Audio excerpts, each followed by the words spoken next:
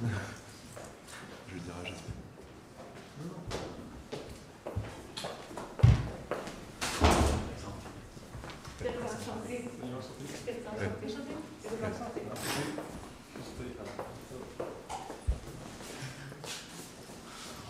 Bienvenue dans le code de comptabilité de gestion. Juste avant de commencer, j'aimerais rappeler au public de fermer leur téléphone cellulaire ou quoi que ce soit qui pourrait déranger les participants. Est-ce que vous voulez que j'explique les règlements en français ou en anglais? Anglais. Anglais. Welcome at the 2016 Financial Open. Before we begin, could you confirm that you are Team G? Yes. D. I remind you that you have a maximum of G. Okay.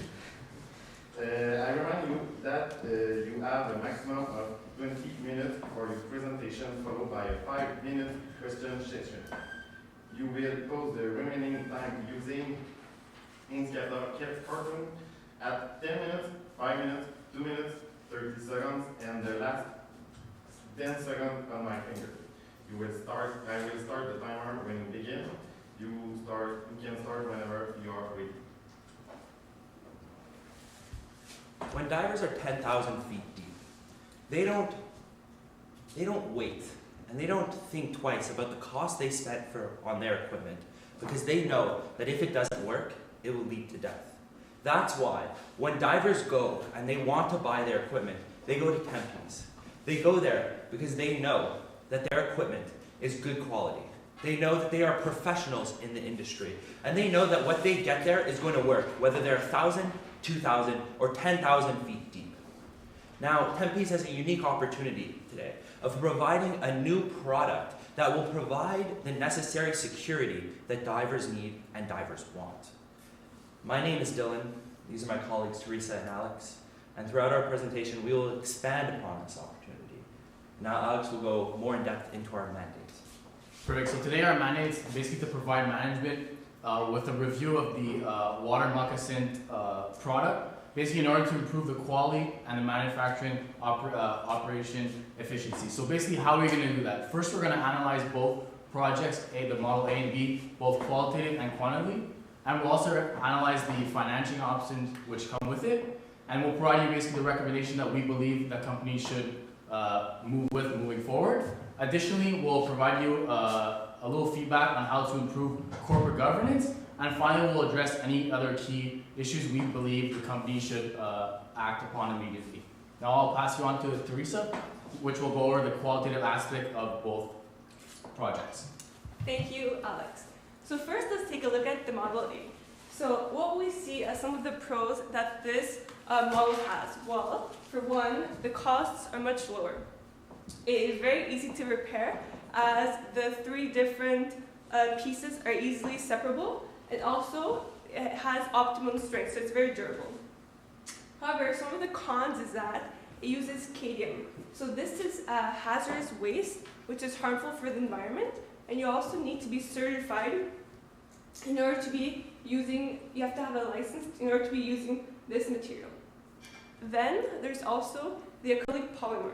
So this generates hazardous waste, which is also bad for the environment and can have increase in costs since you need to dispose of this material after you use it.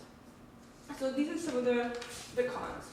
So the main takeaway for the first model is that it uses hazardous materials. However, there's lower costs involved because of this. Next, let's take a look at the second model. So the second model, some of the pros is that it's made with fully recyclable materials, which is really important since in today's environment, companies value recyclability and sustainability in a company. So there's also the possibility to limit all the thermoplastic waste, and also a reduction of water infiltration risks. So this is a huge key factor in this model. And then we also have the ability to support higher pressures than the Model A. So this can be great for our customers too. However, some of the cons is that it does require an additional step to the manufacturing process if we want to get all of these more environmentally friendly practices. And they do have a higher cost, 23% higher than the Model A. However, we're going to look at more of the quantitative analysis further along. And also it requires a higher initial investment up front, and it's a bit less convenient for repairs than the first model. However, overall, it's very sustainable and environmentally friendly. However, we have to look at further into the cost to see if this is a profitable investment. So now Dylan is going to go more into the financial analysis of these two models. Thank you, Teresa. So one of the things that we have to realize, like any companies, we need to create a product that's profitable for our company. Now, when we looked at the net income for the next 8 years, you end up seeing that Model B actually has higher net income. That's because there's a greater price per unit that we establish for product B compared to product A. Now, one of the basic things here is that we relied on the growth model that was provided, which is the additional 14,000 units plus a 10% growth period. But we can't just look at this when deciding what product we should.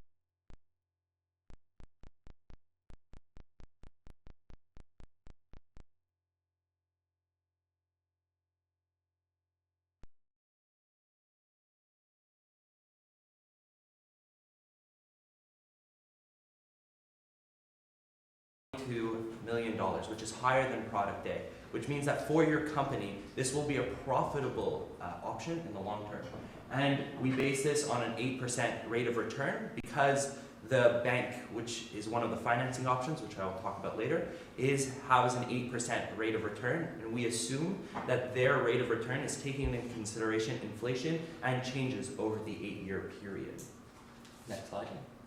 So we also need to look at the present value overall when making the decision, but we also need to look at the capital investments required. Since product B and Model B require more investment costs, that needs to be taken into consideration when looking at the profitability of this new project. So when we do take that into consideration, despite having a higher initial investment for project B, it does have a higher tax shield associated with it, and overall it's still more profitable to produce Model B rather than Model A for your company in the long term, over all 8-year periods. So when we look at this, the next thing, because we need to do a triple bottom line, because the idea that profitability is the only thing we can rely on today is just outdated. So when we look at the pure profit and the NPV, Project B is the one that should be chosen because it's the higher profit for your company. But when we look at the planet itself and the sustainability aspect, Project B wins out once again on sustainability because it doesn't have the two byproducts that are detrimental to the environment overall. So by reducing that, we can help save the planet itself and produce more conscious products. And the other thing is the people, our users and our product itself. So when it comes to the people who would be using it, these are avid divers. And studies have shown that avid divers really do respect the planet. And one of the main issues when choosing what product they should be going after is the environmental impact. The environmental impact that it will have on recycling their materials, the environmental impact it will have on their local diving, especially when divers are diving near coral reefs. Leaching of the products could cause very big damage to the local ecosystems and take away from the experience that they're so validly trying to explore and find. So now I'll be passing it off to Alex, who will go a little bit more, the financing options. So there were two financing options, one of them being an equity-based and the other one being a bank loan overall. So the equity base has some pros, but also, and most overall, many cons to it. So the pros for this is it depends on when they decide to take back the equity. Because it's callable after 5 years, if they decide to call it later on, it could be more profitable to take this line of option. However, we don't know when they would be calling this back and requiring the $13 million initial investment. And the cons outweigh this detrimentally. When we look at it, the debt to equity ratio that your company is striving for isn't maintained in this structure. Because you want a 75-25, this would actually cause a 20-80% debt to equity, which is something that your company isn't striving for in itself. There's also perhaps not enough funds If they pull out of this agreement at the 5-year mark, the present value of all the cash flows you would have received is only $13,400,000. So you would only have $400,000 of free cash at this moment. So if something was to happen in your production run and you actually didn't get the increase that you expect, or if you have a lawsuit, which is currently happening, that comes through, this project can be unsustainable. It could require your company to outflow more money than you currently have, which is a problem for it. So overall, the cons outweigh the pros that this option has. So for the bank loan, there were pros and there was very few cons overall. So one of the pros is that there's no equity taking place in this one. You have the ability to refinance also, since it's with a bank, to allow you to get better loans and better options further down the road if you see that you're not able to meet the demands for it. And it maintains liquidity in your company, something that has been stated repetitively throughout the case itself. So despite the $20,000 net present value that you have to dish out due to the installation payments, it's beneficial overall to go with the bank loan rather than the equity financing itself. Next slide. So, yes, so you should be choosing the bank loan rather than bank loan to fund Model B itself. Now I'll be passing it over to Alex, who will go further in depth to the governance structure. So basically right now you have a board of directors that consists of basically 4 people. We believe that this is not sufficient, and we've provided you a bit of selection criteria that we believe the company should adopt moving forward. So right now there's only four men on that board, including the CEO, the chief financial officers, and others. So basically it's important to ensure there's diversity. So it's important to include women on that board because they may provide a different perspective on some aspects, for example, marketing and whatnot. And additionally, it's also important to to have very technical expertise. So not all the same people, and not people within your company. So for example, right now, you're going through lawsuits. So it would be important to have somebody from the legal aspect. You're investing into new projects. So you could, for example, you're investing into new projects. So people that have expertise in that field would be important. And additionally, by choosing the bank option, it would be important to have somebody that represents the bank on that committee, because they're the one providing the funds in order to do this project. Also, shareholders, since the company is public, it would be in the best interest of the company to have shareholders on the board in order to add value, but also in order to make sure that the board is acting in the best interest of the company. So basically, proper governance will help mitigate possible upcoming risks. For example, the lawsuit. Perfect. Now I'll pass you on to Teresa, which is going to discuss other issues that we feel are relevant. Thank you, Alex. So now concerning the defective gauges. So one of the major issues was that they failed to actually indicate the data for the customers, which resulted in putting our customers' lives at risk, and also in possible lawsuits for the company. So this could have all been avoided if there was a little bit more communication throughout the company, and if the supervisor would have stopped the production, since it was only a 1-day delay, and the bonuses for the employees, since they do need to meet the weekly demand volumes, production volumes for their bonuses, if this bonus for that week could have been prorated for the days that they were actually during the production, then that could be one of the solutions that they could have done to avoid this situation by going forward with the production, even though they didn't have enough inventory on hand, and resulted in the defect for the product. So that is concerning the gauges. Now, since we talked a little bit about the bonuses, I'm just going to go into more a detailed explanation of how the bonus structure should be composed of and what it should be based on. So currently, it's based on the weekly production volumes for all employees, whether they're supervisors or just manufacturing employees. And by trying to reach this weekly production target, it can lead to increased product defect and also increase costs if there's returns or rework needed.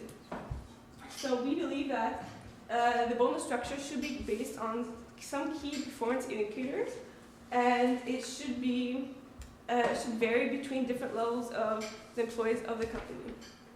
So let's take a more in-depth look at that. So for the manufacturing employees, some of the key performance indicators that should be used could be number of returns, number of defects.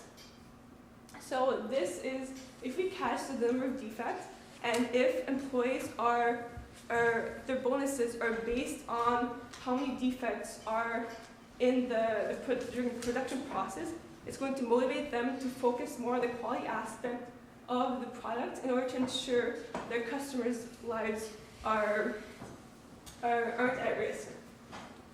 Also, we believe that the production volume should be based on a quarterly basis versus the weekly. So if ever something happens, like we saw happen, where there was a little delay in the inventory, over a quarter, there is more stable production volumes, and the bonuses should be based on that. Then there's also, if there's additional costs that need to be incurred, then the bonuses could be based on that.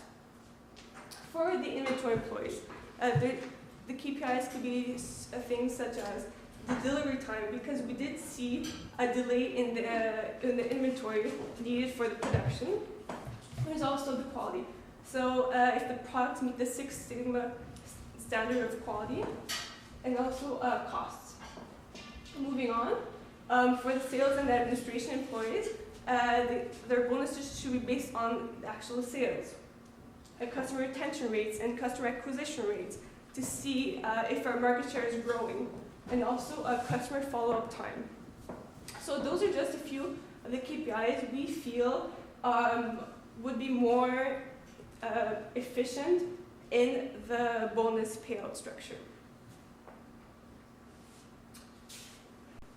So now Alex is going to go a little bit more detail in the contamination issues. So right now we're facing a contamination lawsuit. There's two ways that are proposed that we can settle this. The first one is the easy way out, basically, is that you settle for 100 million and you pay within 90 days.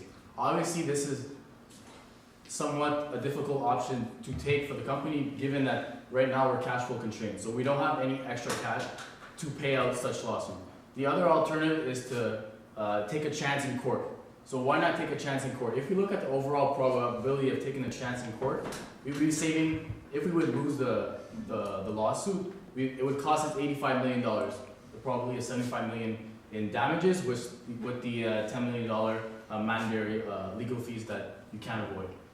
The point here is that if we're at wrong, moving forward, it's important that, as my colleague mentioned, that we support these divers, that we make sure that the waters they're diving in is not contaminated.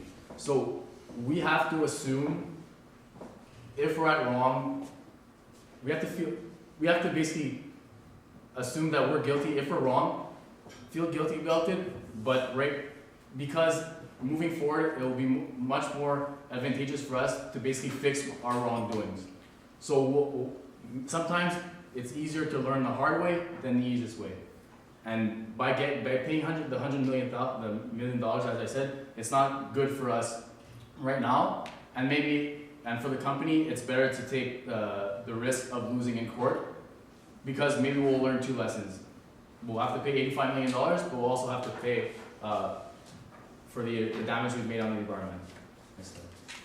So apart from the case that we were presented, and we have to come up to a recommendations for the company, there's also a few accounting issues that need to be addressed.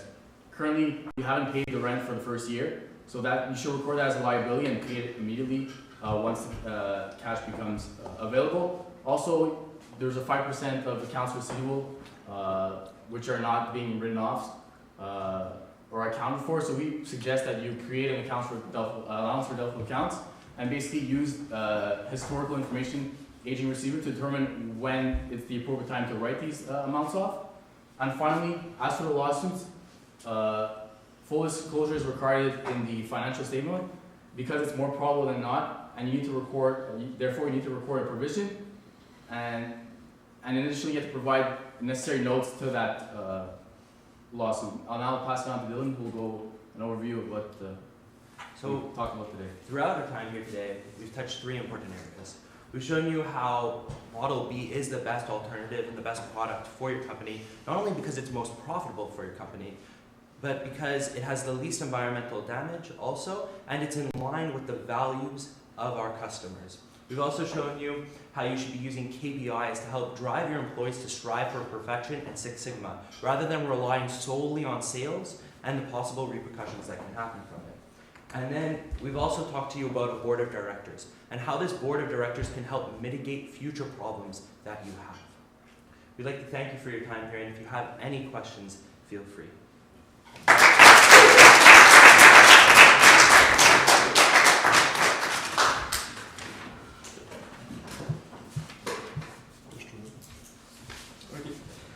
You chose the Model B for investment, but you will take the financial loan with the bank. There is a gap between it of $5 million because you can only have a $13 million financial from the bank. So how will you do for the $5 million of difference to find the solution?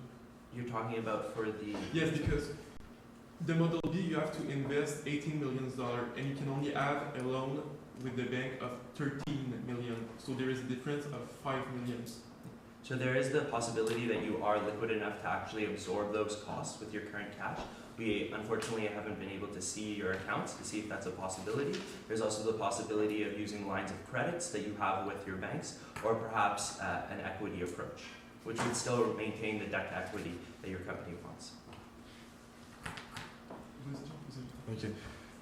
You talked about the trial and the trial about the contamination, and do we have the financial capacity to lose the trial? Do we have the financial capacity to lose it? Yes. So even with a loss of it, depending on what time period it would partake in, you would have enough generated revenue from Project B to circum it. Also, if it happens within the 5-year period, you have over $400,000 of net revenue that could be going into both lawsuits and still be liquid enough to continue operations. Did you note the global revenues for 1 year in 2014 on the case? If you actually go into How much? 40 million, 40 million. 40 we million. can go into the backup slides. It's, Okay. yeah, if you'd like. So our global revenue of $14 million and the trial is $100 million. So do you think we have the financial capacity to lose it? Well, we're not taking the option to pay the $100 million, right? Yeah. So we're going to go to trial. So trial's not going to be solved tomorrow.